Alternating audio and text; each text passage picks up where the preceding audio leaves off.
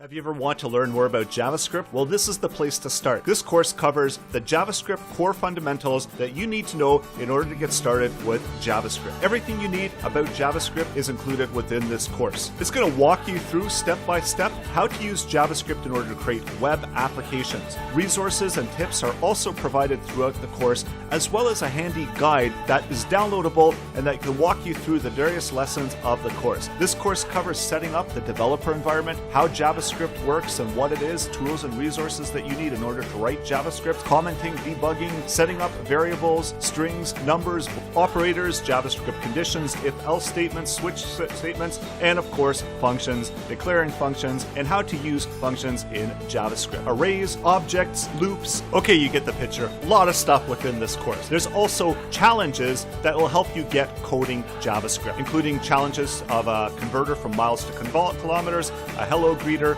as well as template literal challenge. Source code is also included to make it easy for you to try the code as you progress through the lessons. So what are you waiting for? Join now and start coding JavaScript today.